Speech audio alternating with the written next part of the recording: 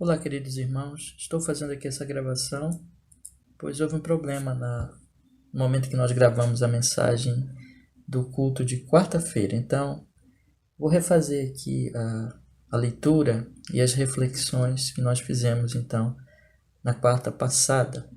Então, o que edifica os irmãos? Eu lhes convido agora para nós fazermos uma oração neste momento.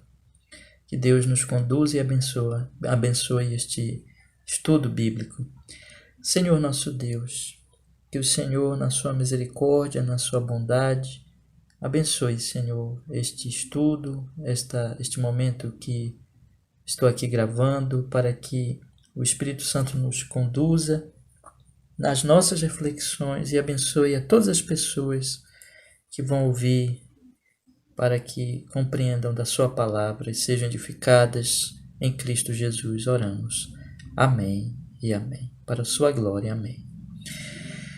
Então, nós estamos hoje no estudo desta semana, lendo o capítulo 37 ao capítulo 40 de Gênesis, iniciando a nossa trajetória agora já na parte final do livro de Gênesis, e especialmente tratando da história de José, que é uma história muito impressionante. Antes de ler com vocês os capítulos designados para hoje, eu gostaria de iniciar, porém, com a leitura do capítulo 15 de Gênesis. Nós voltássemos mais um pouquinho na nossa Bíblia. Gênesis capítulo 15, versículo 13, que diz assim: Gênesis capítulo 15, 13. Então disse a Abrão: Saibas de certo que peregrina será a tua descendência em terra alheia, e será reduzida à escravidão, e será afligida por 400 anos. Mas também eu julgarei a nação a qual ela tem de servir, e depois sairá com grande riqueza. E tu irás a teus pais em paz, e em boa velhice serás sepultado. E a quarta geração tornará para cá, porque a medida da injustiça dos amorreus não está ainda cheia.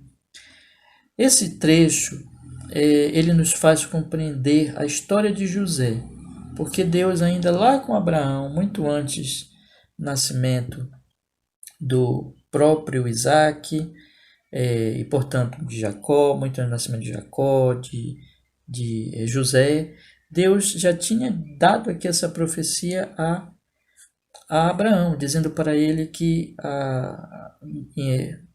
a descendência dele seria reduzida à escravidão e depois retornaria a este lugar, ou seja, a terra da promessa, para tomar posse então da terra, pois, como diz aqui no versículo 16, a quarta geração tornará para cá, porque a medida da injustiça dos amorreus não está ainda cheia.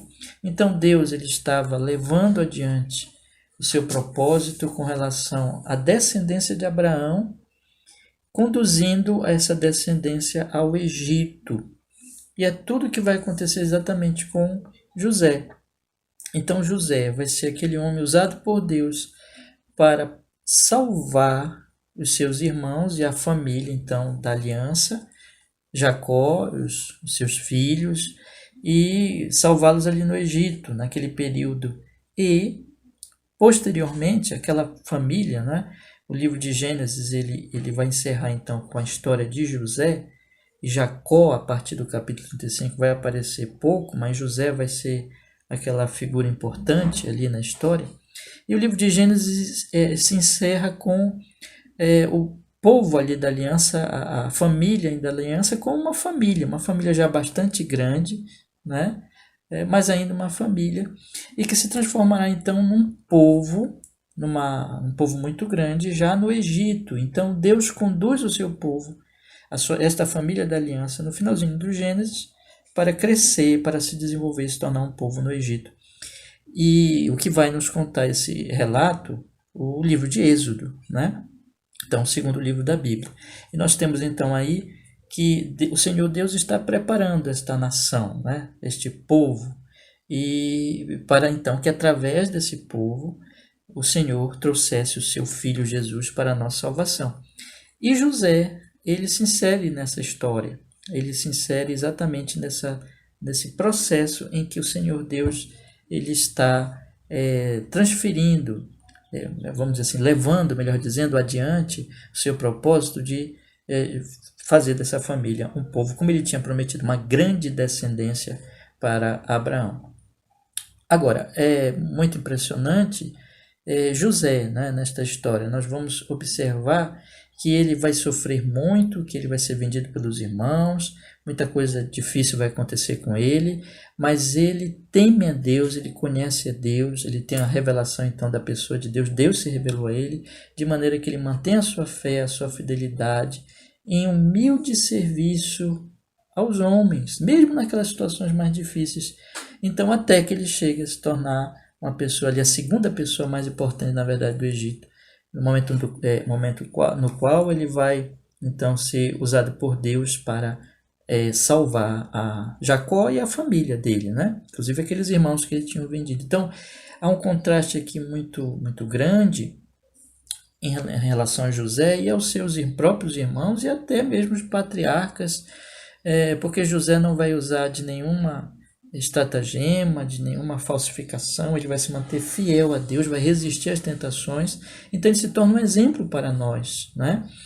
E um ponto importante é que ele não somente é um exemplo de fidelidade, mas apesar de que o Novo Testamento não fala que José ele é um tipo de Cristo, mas há tantas semelhanças, meus irmãos, entre a pessoa de José, evidentemente no que acontece com ele, nos acontecimentos que ocorrem na vida de José, a traição, a venda por moedas de prata, o sofrimento dele grande, né, a fidelidade dele ao propósito de Deus e finalmente como ele de maneira cheia de generosidade e amor a Deus, ele acaba salvando, generosidade com relação aos seus irmãos e amor a Deus, ele acaba salvando esses irmãos que o traíram, que queriam matá-lo, na verdade, né?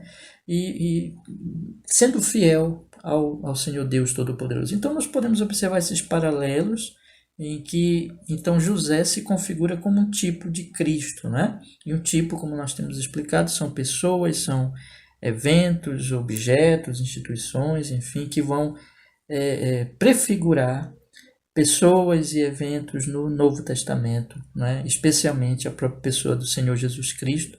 E este é o caso então de José. É uma história realmente maravilhosa, que Deus nos conduza, nos abençoe nesses nossos estudos. Então aqui, esta promessa que Deus faz a Abraão está vinculada a José. É interessante, é importante para nós compreendermos a trajetória de José. Então, quando completasse o tempo, Deus iria encher-se no cálice da ira daqueles povos ali da terra prometida. Deus faria com que Israel retornasse, os descendentes de Abraão, e tomassem posse da terra, né? Através de tudo aquilo que aconteceu da guerra, que Deus então usou Israel para trazer a ira sobre aquelas nações. Então vamos ler agora o capítulo 37 do livro de Gênesis, que é aí o início realmente em que a Sagrada Escritura ela começa a contar para nós a respeito da história de José. Diz assim a palavra: E Jacó habitou na terra das peregrinações de seu pai, na terra de Canaã. Estas são as gerações de Jacó. Sendo José de 17 anos, apacentava as ovelhas com seus irmãos. Sendo ainda jovem, andava com os filhos de Bila e com os filhos de Zilpa, mulheres de seu pai. E José trazia mais notícias deles a seu pai. Israel amava José mais do que a todos os seus filhos, porque era filho da sua velhice, e fez-lhe uma túnica de várias cores. Vendo, pois, seus irmãos, que seu pai o amava mais do que a todos eles, odiaram-no e não podiam falar com ele pacificamente.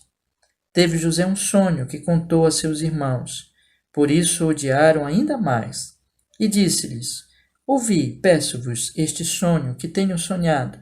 Eis que estávamos atando molhos no meio do campo, e eis que o meu molho se levantava e também ficava em pé. E eis que os vossos molhos o rodeavam e se inclinavam ao meu molho. Então lhe disseram seus irmãos: Tu, pois, deveras reinarás sobre nós? Tu deveras terás domínio sobre nós? Por isso, ainda mais o odiavam por seus sonhos e por suas palavras. E teve José outro sonho, e o contou a seus irmãos, e disse: Eis que tive ainda outro sonho. Eis que o sol e a lua e 11 estrelas se inclinavam a mim. E contando-o a seu pai e a seus irmãos, repreendeu seu pai e disse-lhe: Que sonho é este que tiveste? Porventura viremos eu e tua mãe e teus irmãos a inclinar-nos perante ti em terra? Seus irmãos, pois, o invejavam. Seu pai, porém, guardava este negócio no seu coração. E seus irmãos foram apacentar o rebanho de seu pai, junto de Siquém. Disse, pois, Israel a José: Não apacentam os teus irmãos junto de Siquém? Vem, e enviar-te-ei a eles. E ele respondeu: Eis-me aqui. E ele lhe disse: Ora, vai, vê como estão teus irmãos e como está o rebanho, e traze-me resposta. Assim o enviou do vale de Hebrom e foi a Siquém. E achou um homem, pois, eis que andava errante pelo campo, e perguntou-lhe o homem, dizendo: Que procuras? E ele disse: Procuro meus irmãos. Dize-me, peço-te, onde eles apacentam? E disse aquele homem: Foram-se daqui, porque ouvi-os dizer: Vamos a Dotã.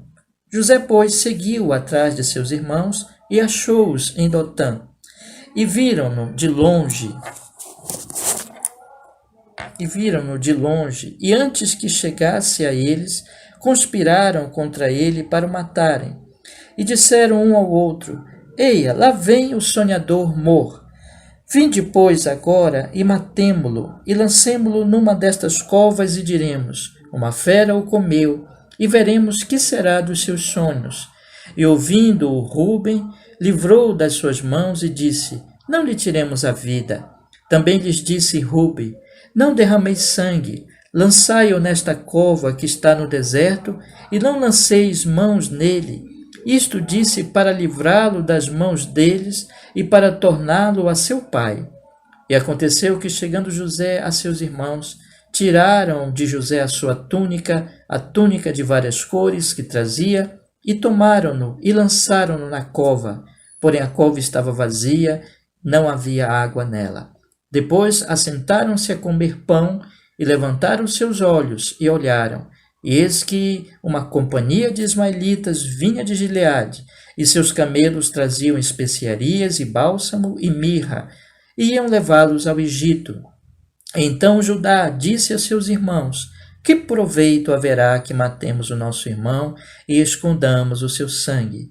Vinde e vendamo-lo a estes ismaelitas, e não seja a nossa mão sobre ele, porque ele é nosso irmão, nossa carne. E seus irmãos obedeceram.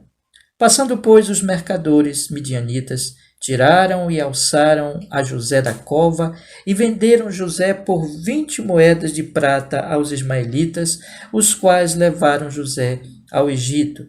Voltando, pois, Ruben à cova, eis que José não estava na cova. Então rasgou as suas vestes e voltou a seus irmãos e disse: O menino não está, e eu aonde irei?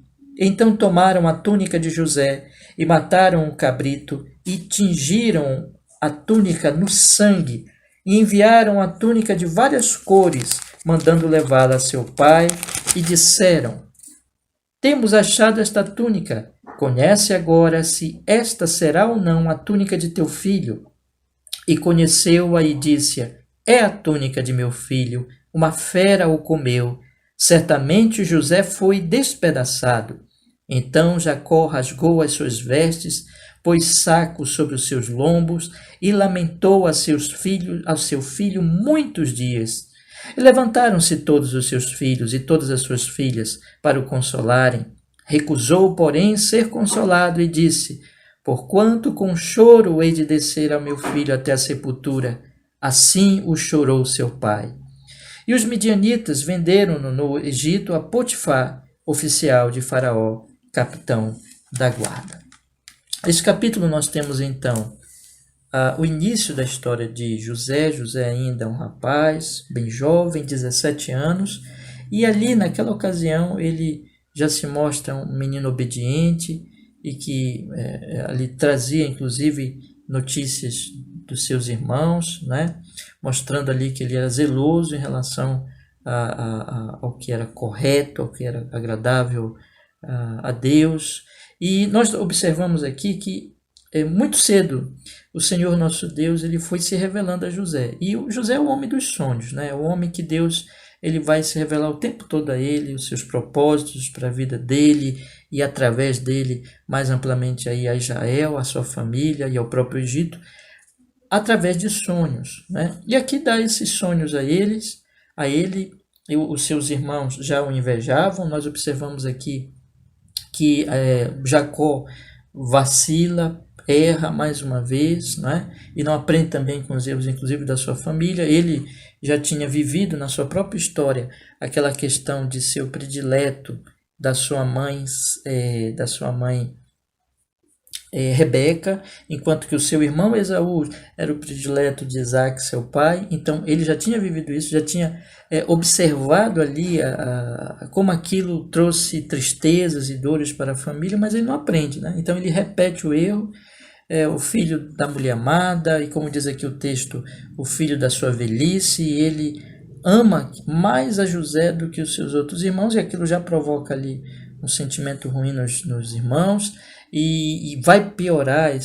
Ele dá ainda uma túnica, né, cara para ele, e assim por diante, e a situação se complica no momento em que o José tem aqueles sonhos e relata os seus sonhos a seus irmãos, também a seu pai, e nós observamos aqui então que aquilo fica bem evidente. Deus já estava ali mostrando para ele o que iria fazer na vida de José, através da vida de José, em que José seria uma pessoa importante, tudo aquilo realmente iria acontecer, os irmãos iriam se prostrar diante dele como uma autoridade importante, e Deus já estava mostrando isso, mas naquele momento aquilo causa ainda uma situação mais difícil com seus irmãos, eles odeiam ainda mais, e no momento então propício, como nós observamos, eles decidem na verdade matar José, e só não matam pela intercessão de Rúben, que queria livrá-lo posteriormente, mas acabam, no momento que Rúben não está ali,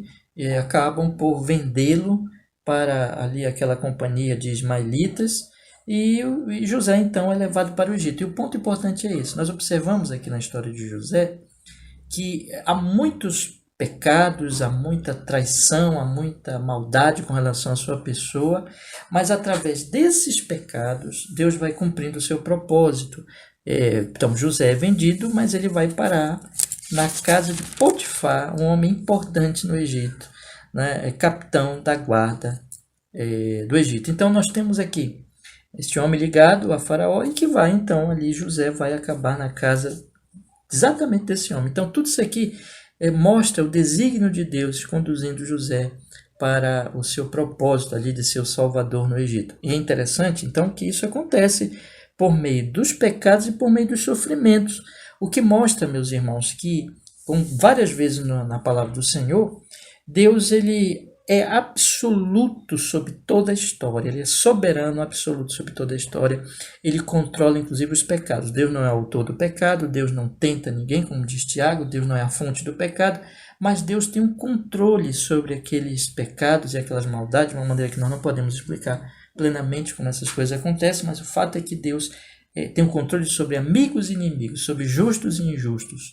e nada acontece fora do desígnio, do decreto e mesmo do propósito de Deus, e nós observamos aqui isso no que aconteceu com José. E José então também acontece através do sofrimento, como nós temos visto. E José sofre, mas Deus está cumprindo este propósito na vida de José, conduzindo então ali aquele lugar. O capítulo 38, que é o capítulo que nós vamos ler agora, é uma espécie de parêntese, né, entre a história de José. No entanto, está relacionada, porque no capítulo 38 nós vamos ver como Deus, mesmo através dos pecados, mesmo através, mais uma vez ali, dos erros daquelas pessoas todas ali, mas Deus está conduzindo para que houvesse uma descendência de Judá. Então, o capítulo 38 nos conta sobre Judá e a sua descendência, e que Deus então está promovendo a descendência de Judá, porque nós sabemos que o Senhor Jesus Cristo viria através da descendência de Judá. Vamos ler então o capítulo 38, que diz assim: Aconteceu no mesmo tempo que Judá desceu de entre seus irmãos e entrou na casa de um homem de Adulão, cujo nome era Ira. E viu Judá ali a filha de um homem cananeu, cujo nome era Sua, e tomou-a por mulher e a possuiu. E ela concebeu e deu à luz um filho, e chamou o nome E tornou a conceber e deu à luz um filho, e ela chamou o seu nome Onã. E continuou ainda e deu à luz um filho, e chamou o seu nome Selá. E Judá estava em Quezibe, quando ela deu à luz. Judá, pois, tomou uma mulher para o seu primogênito, e o seu nome era Tamar. Porém, o primogênito de Judá, era mau aos olhos do Senhor, por isso o Senhor o matou. Então disse Judá a Onã: Toma a mulher do teu irmão e casa-te com ela, e suscita descendência a teu irmão. Onã, porém, soube que esta descendência não havia de ser para ele, e aconteceu que, quando possuía a mulher de seu irmão, derramava o sêmen na terra, para não dar a descendência a seu irmão. E o que fazia era mal aos olhos do Senhor, pelo que também o matou. Então disse Judá a Tamar, sua nora: Fica-te viúva na casa de teu pai, até que Selá, meu filho, seja grande. Porquanto disse: Para que porventura não morra também este como seus irmãos. Assim se foi Tamar e ficou na casa de seu pai. Passando-se, pois, muitos dias, morreu a filha de Sua, mulher de Judá, e depois de consolado, Judá subiu aos tosqueadores das suas ovelhas em Tímina, ele e Ira, seu amigo, o adulamita. E deram aviso a Tamar, dizendo: Eis que o teu sogro sobe a Tímina a tosquear as suas ovelhas. Então ela tirou de sobre si os vestidos da sua viuvez e cobriu-se com o véu, e envolveu-se e assentou-se à entrada das duas fontes que estão no caminho de Tímina, porque via que Selá já era grande e ela não lhe fora dada por mulher. E vendo-o Judá, teve por uma prostituta, porque ela tinha coberto o seu rosto, e dirigiu-se a ela no caminho e disse: Vem, peço-te, deixa-me possuir-te, porquanto não sabia que era sua nora. E ela disse: Que darás para que possuas a mim? E ele disse: Eu te enviarei um cabrito do rebanho. E ela disse: Dar-me-ás penhor até que o envies? Então ele disse: Que penhor é que te darei? E ela disse: O teu selo e o teu cordão e o cajado que está em tua mão. O que ele lhe respondeu, o que ele lhe deu, melhor dizendo, e possuiu-a, e ela concebeu dele. E ela se levantou e se foi, e tirou de sobre si o seu véu, e vestiu os vestidos da sua viuvez. E Judá enviou o cabrito por mão do seu amigo, o adulamita, para tomar o penhor da mão da mulher, porém não a achou. E perguntou aos homens daquele lugar, dizendo: Onde está a prostituta que estava no caminho junto às duas fontes? E disseram: Aqui não esteve prostituta alguma. E tornou-se a Judá e disse: Não a achei. E também disseram os homens daquele lugar: Aqui não esteve prostituta. Então disse Judá: Deixai-a ficar com o penhor, para que porventura não caiamos em desprezo. Eis que tenho enviado este cabrito, mas tu não achaste. E aconteceu que quase 3 meses depois deram aviso a Judá, dizendo: Tamar, tua nora, adulterou, e eis que está grávida do adultério. Então disse Judá: Tirai-a fora para que seja queimada. E tirando-a fora, ela mandou dizer a seu sogro: Do homem de quem são estas coisas eu concebi. E ela disse mais: Conhece, peço-te, de quem é este selo e este cordão e este cajado. E conheceu-os Judá e disse: Mais justa é ela do que eu, porquanto não a tenho dado a Selá meu filho. E nunca mais a conheceu. E aconteceu ao tempo de dar à luz, que havia gêmeos em seu ventre. E sucedeu que, dando ela à luz, que um pôs fora a mão, E a parteira tomou-a e atou em sua mão um fio encarnado, dizendo: Este saiu primeiro. Mas aconteceu que, tornando ele a recolher a sua mão, eis que saiu o seu irmão. E ela disse: Como tu tens rompido, sobre ti é a ruptura. E chamaram o seu nome Pérez. Depois saiu o seu irmão, em cuja mão estava o fio encarnado, e chamaram o seu nome Zerá. Então, como eu disse para vocês, aqui nesse capítulo, meus irmãos, nós temos Deus preservando, não é, a descendência de Judá. Então, os filhos vinham morrendo, né? E Deus, então, ali, apesar daqueles pecados, mais uma vez, controlando todas as coisas, nasce os filhos de Tamar. E se nós pegarmos, meus irmãos, a genealogia de Cristo que está registrada tanto no livro de Lucas como no livro de Mateus, né? Nós vamos ver as duas genealogias ali, com as suas peculiaridades, assim por diante, mas nós vamos ver, meus irmãos, que temos ali este filho de Tamar que aparece ali. Então, como um dos antecedentes de nosso Senhor Jesus Cristo. Então, observem como aqui nesse capítulo Deus estava operando de tal maneira que a promessa da vinda do Messias se cumprisse, mesmo através desses atos aqui pecaminosos. Nós observamos aqui falsidade, né? Observamos a falsidade de Judá, que não deu o filho dele para aquela lei que depois foi instituída na lei de Moisés. Aparece ali no livro de Deuteronômio, em que, morrendo um irmão, o outro irmão assumiria a sua esposa e a descendência seria do irmão do morto, né? E ali nós vemos que os filhos de Judá, Onã especialmente, não quer dar ali a descendência, né? Onã, me refiro a Onã que faz isso, não queria dar a descendência e morreu. O irmão dele anterior o Senhor já tinha matado, o Senhor também mata Onã por causa disso. E nós temos assim, meus irmãos, ali o Judá ficando preocupado, já engana, já protela, já engana Tamar. Tamar, por sua vez, se faz ali, usa aquela estratagema, se faz de prostituta.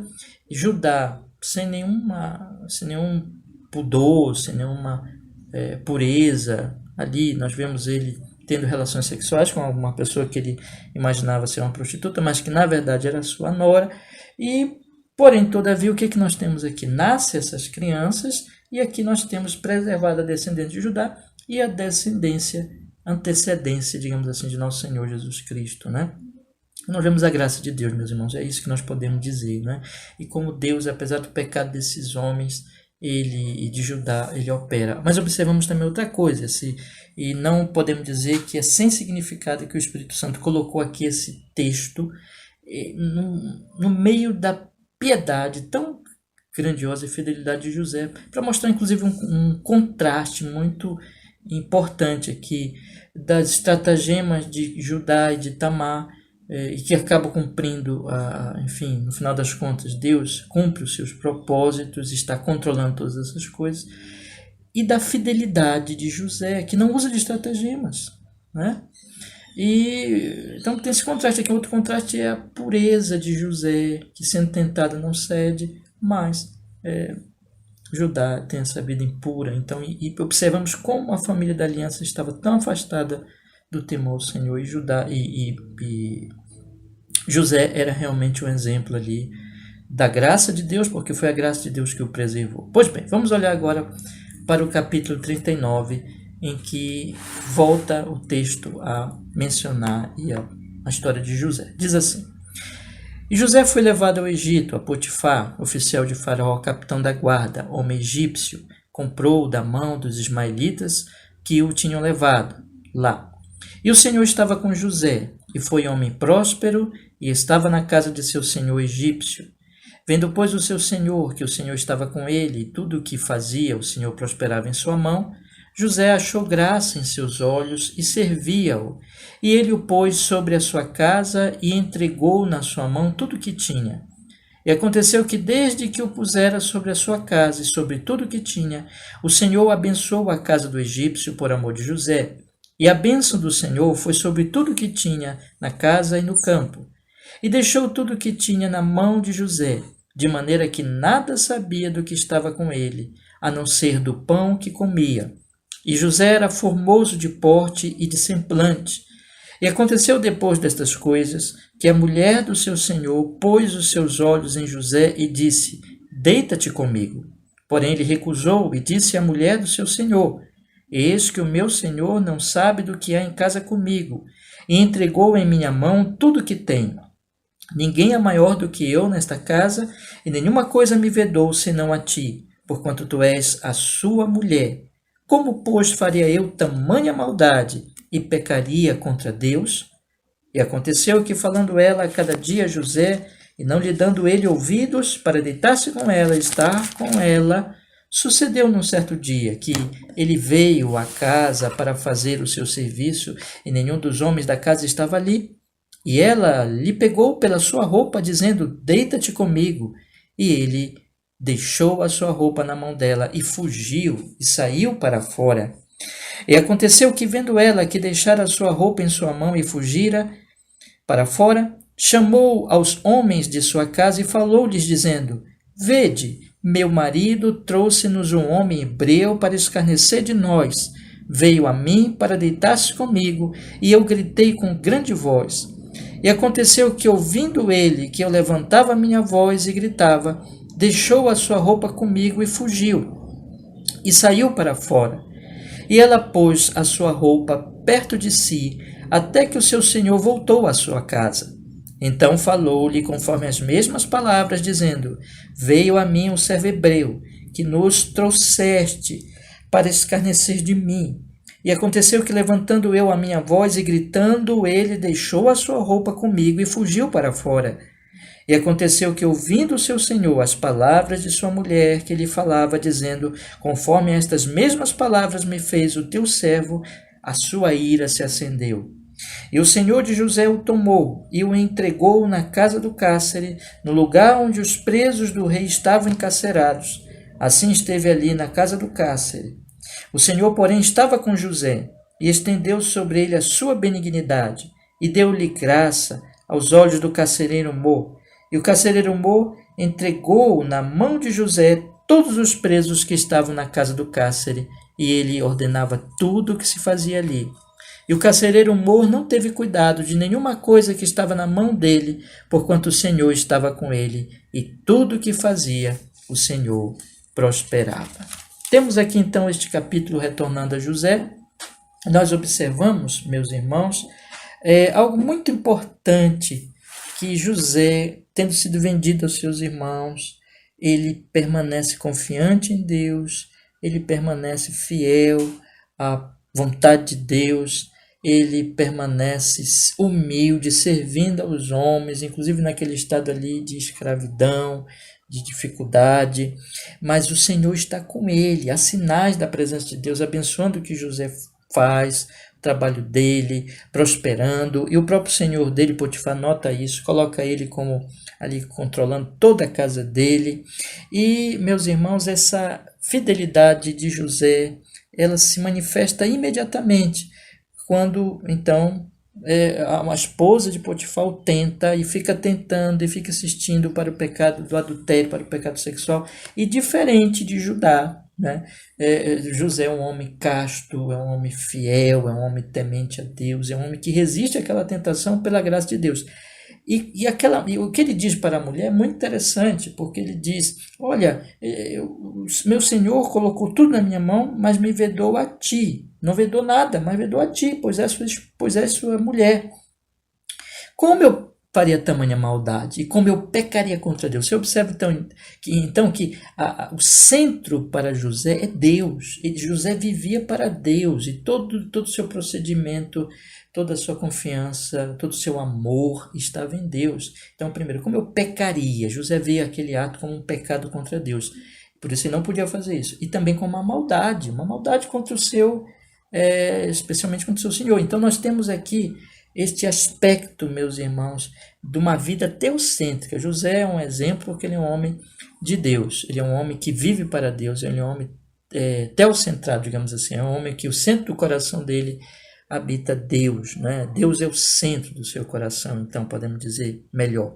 E nós observamos que ele sofre, ele é caluniado, Potifar o lança na prisão, mas ali na prisão ele continua sendo fiel a Deus. É impressionante a sua fé, a sua fidelidade e a manifestação também ali na prisão de que Deus está com ele, de maneira que o carcereiro Mor não teve cuidado de nenhuma coisa, mas colocou na mão de José ali o cárcere, né? Então nós observamos a fidelidade de José e as manifestações de que Deus estava com ele e que as pessoas notavam isso. E um detalhe importante aqui, interessante, é que Potifar poderia ter mandado matar José, né? Mas não o faz. E isso nos deixa, assim, pelo menos com uma impressão de que possivelmente Potifar não tenha acreditado plenamente naquela história, que ele tenha ficado com alguma dúvida.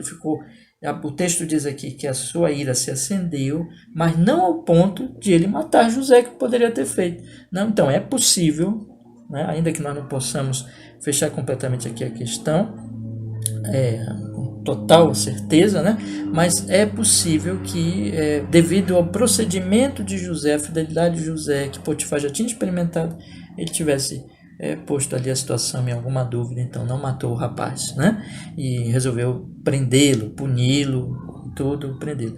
Então, o fato é, José está ali preso injustamente, mas ele continua fiel. E nós sabemos que por trás disso está Deus, porque o que vai relatar o próximo capítulo? Que vão ser presos também 2 oficiais de Faraó. Vejam só que coisa. E homens importantes, portanto, prisioneiros importantes. E que José vai ficar responsável pelo cuidado com eles. E que eles terão o quê, meus irmãos? Sonhos, né? Então, cada um deles terá um sonho, e que José, novamente, dando todo o crédito a Deus, dizendo que é de Deus as interpretações, né?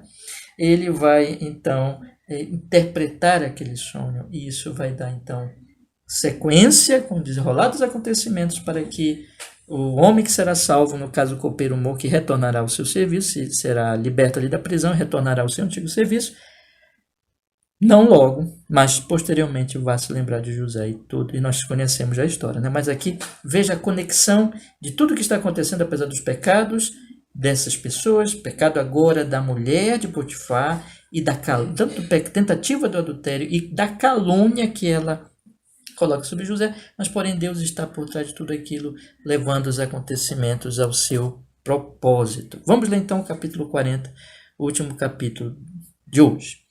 E aconteceu depois destas coisas que o copeiro do rei do Egito e seu padeiro ofenderam seu senhor, o rei do Egito. Indignou-se Faraó muito contra os seus 2 oficiais, contra o copeiro Mor, contra o padeiro Mor, e entregou-os à prisão na casa do capitão da guarda, na casa do cárcere, no lugar onde José estava preso. E o capitão da guarda pô-los a cargo de José, para que os servisse, e estiveram muitos dias na prisão. E ambos tiveram um sonho, cada um seu sonho, na mesma noite, cada um conforme a interpretação do seu sonho, o copeiro e o padeiro do rei do Egito, que estavam presos na casa do cárcere. E veio José a eles pela manhã e olhou para eles e viu que estavam perturbados. Então perguntou aos oficiais de Faraó, que com ele estavam no cárcere da casa do seu senhor, dizendo: por que estão hoje tristes os vossos semblantes? E eles lhe disseram: tivemos um sonho, ninguém há que o interprete. E José disse-lhes: não são de Deus as interpretações? Contai-mo, peço-vos. Então contou o copeiro Mor e o seu sonho a José, e disse-lhe: eis que em meu sonho havia uma vide diante da minha face, e na vide 3 ramos, e brotando ela a sua flor saía, e os seus cachos amadureciam em uvas, e o copo de Faraó estava na minha mão, e eu tomava as uvas e as espremia no copo de Faraó, e dava o copo na mão de Faraó. Então disse José: esta é a sua interpretação. Os 3 ramos são 3 dias. Dentro ainda de 3 dias, Faraó levantará a tua cabeça e te restaurará ao teu estado, e darás o copo de Faraó na sua mão, conforme o costume antigo, quando eras seu copeiro. Porém, lembra-te de mim, quando te for bem, e rogo-te que uses comigo de compaixão, e que faças menção de mim a Faraó, e faze-me sair desta casa, porque de fato fui roubado da terra dos hebreus, e tampouco aqui nada tenho feito para que me pusessem nesta cova? Vendo então o padeiro Mor, que tinha interpretado bem, disse a José: Eu também sonhei, e eis que 3 cestos brancos estavam sobre a minha cabeça, e no cesto mais alto havia de todos os manjares de Faraó, obra de padeiro. As aves o comiam do cesto de sobre a minha cabeça. Então respondeu José e disse: Esta é a sua interpretação. Os 3 cestos são 3 dias. Dentro ainda de 3 dias, Faraó tirará a tua cabeça e te pendurará num pau, e as aves comerão a tua carne de sobre ti. E aconteceu ao 3º dia, o dia do nascimento de Faraó, que fez um banquete a todos os seus servos e levantou a cabeça do copeiro Mor e a cabeça do padeiro Mor no meio dos seus servos. E fez tornar o copeiro Mor ao seu ofício de copeiro, e este deu o copo na mão de Faraó. Mas ao padeiro Mor enforcou como José havia interpretado. O copeiro Mor, porém, não se lembrou de José, antes se esqueceu dele.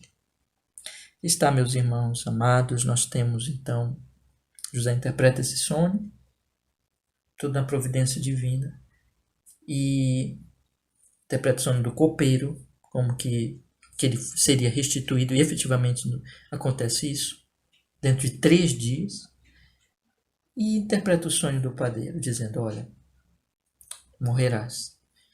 Eu fico imaginando José tendo que dar uma boa notícia para um e a má notícia para o outro, mas o profeta do Senhor tem que anunciar a palavra, tem que ser fiel à palavra, e José é fiel, apesar da boa notícia de um, mas da má notícia ao outro.